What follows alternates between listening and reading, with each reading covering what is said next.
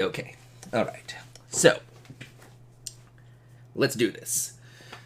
What we're going to talk about today, this is the last day before we talk about individual planets, okay? And what we need to understand is this. A couple of classes ago, I talked about what the inside of Jupiter was like. And I was talking about like the rocky core and that ocean and all of that. And you probably have heard of the layers inside the Earth, like the mantle and the inner core and the outer core. And when we go through all the different planets, I'm going to tell you what the inside of those planets are like. But here's my question. Have we ever been to the center of any of these other planets? Have we ever been to the center of any planet, including Earth? No. We've never been there, right? We've never even been close to the center of even the Earth, right? But, you've probably learned about the layers inside of the Earth a lot, right? It would definitely, you definitely die trying to get to the end of it, the center of any planet, right? So basically what I want to talk about today is how do we know that? How do we know what the insides of the planets are like if we've never been there, okay? And there's a lot of different techniques that we can use, and no single technique is going to give you the whole answer. But every clue that we can get about the inside of that planet will help us narrow down what the inside of that planet is like. And if different clues narrow that down in different ways, we can get a really good picture of what the inside of any planet is like. So what we're going to talk about today is just 3 clues about what the inside of the planet is like. So I'm just going to call these 3 planetary or 3 planet interior clues. Okay. 3 planet interior clues. Let me zoom that in. There we go. And I will start with the simplest one and get more complicated as we go down. So number 1, there we go. I'll list it in just a second, but it has to do with the density of a planet, okay? It has to do with the density of a planet. The overall density of a planet gives us an idea of what the inside of that planet is like. So let me give you guys an example. I'll give you a couple of examples. Now, number 1, here we go. The average density of the Earth is about 5,500 kilograms per cubic meter. Okay? 5,500 kilograms per cubic meter. That's the average density of the Earth. Okay? Now, here's a quick question. Is this a high density or a low density? Is this a very high? Is this really packed or not so packed? This kind of number right here. I know we're not used to thinking in kilograms in the US or meters, but is this packed tight or is this packed not so tight?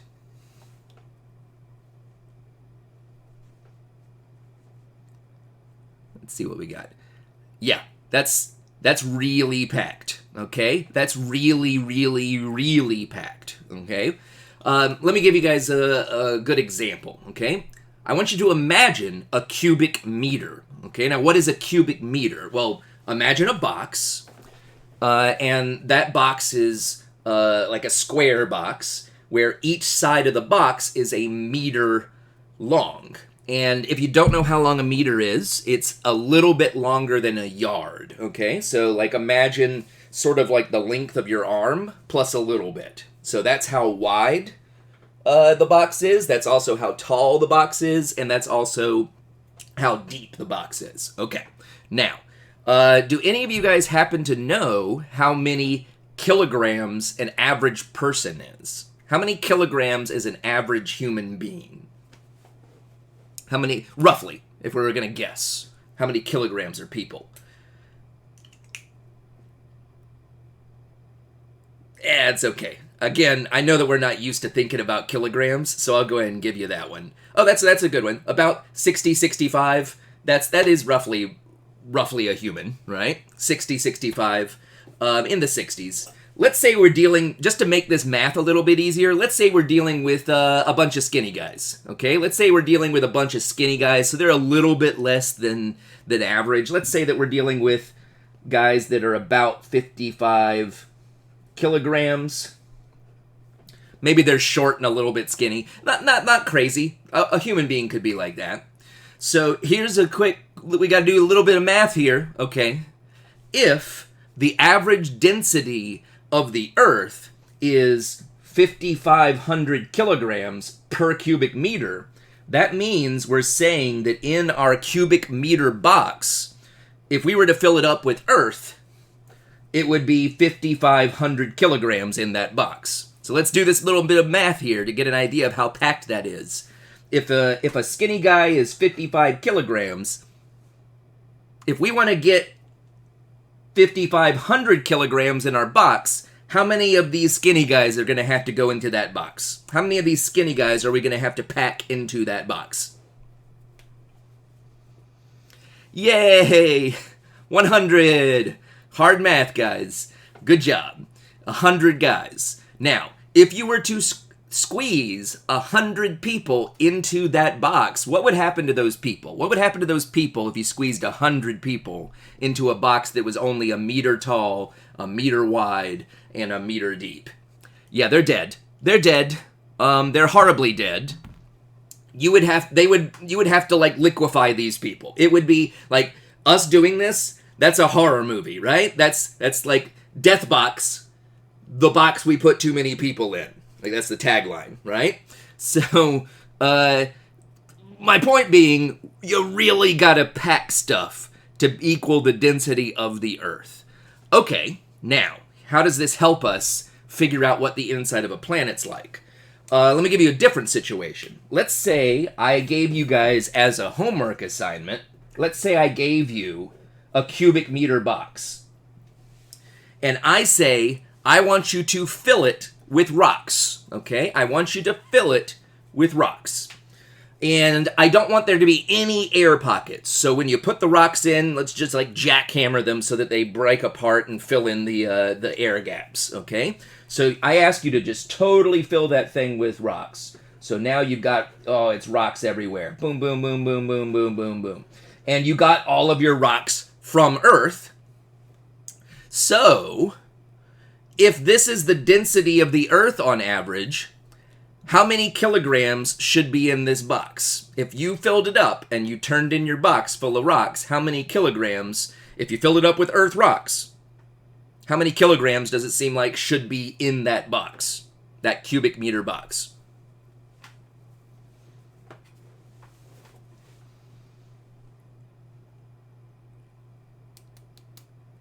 Well, remember, let's see if we can get this.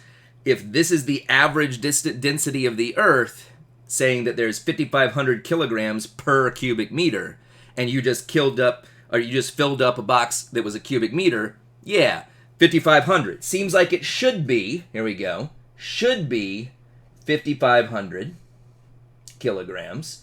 And don't worry, today's not a mathy day. We're basically done with the math here.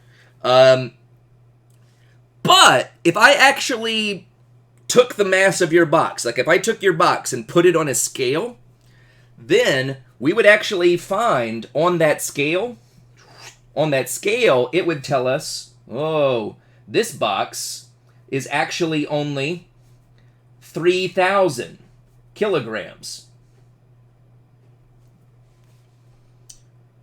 So even though the average density for the Earth said that you should get 5,500 kilograms, you only got 3,000 kilograms. You got less than the average density of the Earth. And the reason for that is pretty simple. Here's my question. If I gave you that assignment and told you to fill up that box with rocks, where did you get all of your rocks from? Don't overthink this. Don't overthink this. Where did you probably get all of your rocks from? You got them from the Earth, but here's the important part. What part of the Earth did you get? You got them from the ground, right? You got them from the ground somewhere. Another way to say that is you got them from the crust of the Earth, the outer part. Did any of you guys probably go to the center of the planet to get some rocks? Or the mantle? Or any layer inside? Any of you guys go to the center of the Earth? No. No, you didn't, right? So that means, what does that tell us? That tells us that even though the average density of the Earth is 5,500 kilograms per cubic meter, the surface is only 3,000 kilograms per cubic meter, okay? So, here's our last slightly mathy question. If the surface of the Earth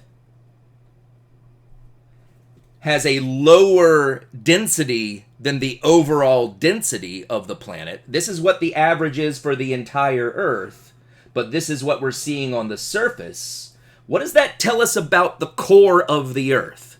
What does that tell us about the core of the Earth compared to the surface of the Earth?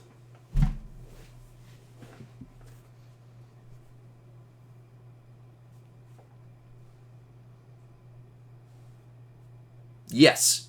Yes, it's got to be a very high density inside the Earth to bring that average up, right? If everything we see on the surface has an average of 3,000, but the overall average for the whole planet is 5,500, then the stuff inside the planet that we can't even see, that we've never seen, we know that it's got to be super high density stuff. It's got to be actually probably over 55, well, it's got to be over 5,500 in order to get that average up to that. Does that make sense? Oh, and it froze with my finger on it. There we go. Come on. There we go. Now, here we go. So, oh, and on the other hand, if we knew that there was a planet that had an average density of 1,000 kilograms per cubic meter, but the surface was only 200, it would be the same thing. We would know that the inside of the planet's got to have a really big number to bring the average up. So the first clue about what the inside of a planet is like is a comparison of the average density to the surface density. So we can compare average density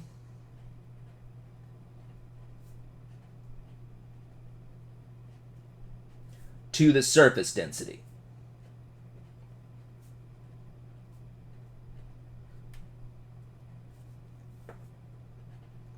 All right. And actually, I know you guys have probably heard of the dumb old flat Earth stuff. There's another kooky idea that some crazy crackpots have that's called the hollow Earth. I don't know if you guys have ever heard of this. Have you guys ever heard of the hollow Earth idea? I mean, it's pretty clear what it means. There are some people who believe that even though the Earth is round, that the inside of the Earth is hollow. Oh, and yeah, somebody's heard of this. Some people, and some of the people who think that the inside of the Earth is hollow think dinosaurs live there, or like reptile people live inside the hollow Earth. That's real dumb. That's super dumb, because here's the thing. If the density of the material on the surface of our planet is 3,000, but the inside of our planet was totally hollow, what would that do to the average density of our planet? What would that do to the average density of our planet? If the surface was 3,000, but the inside was hollow, what would happen to the average density of our planet?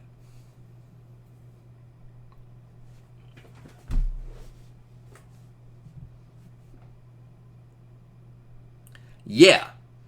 If the inside of our planet was just full of air, air has a very low density, and so that would mean that our average would be lower than what we see on the surface. But because the average is higher than what we see on the surface, we know that the Earth can't be hollow. Does that make sense? And this is also how we know that so much of the inside of the Jovian planets is liquid and gas, because their average densities are very, very, very, very low. The lowest density planet is Saturn. Saturn actually has a density that's a little bit less than 1,000 kilograms per cubic meter, which is pretty crazy, because that means that Saturn, on average, has less density than water. Which means if you were to take Saturn and put it into a giant bathtub, if Saturn has a lower density than water, what would happen to Saturn if you could get it into a giant bathtub? What would happen to Saturn? Remember, its density is lower than water.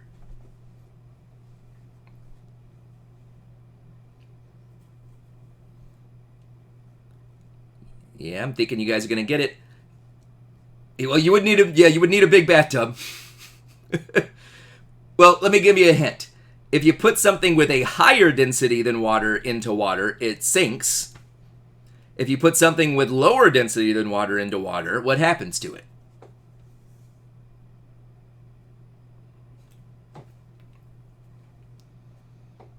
It floats. Saturn could technically float in water because it's a lower average density than water, which is pretty cool in my opinion. Even though it's really big and really massive and really heavy, because its density is so low, it would float. Okay? All right, so that's the first thing that we use to figure out what the inside of a planet is like. Does that tell you exactly what the inside of a planet is made out of? No, but it does narrow it down. From this, we know that the inside of the Earth has to be made of really dense, essentially heavy stuff, and the insides of the Jovian planets have to be made out of really light stuff on average.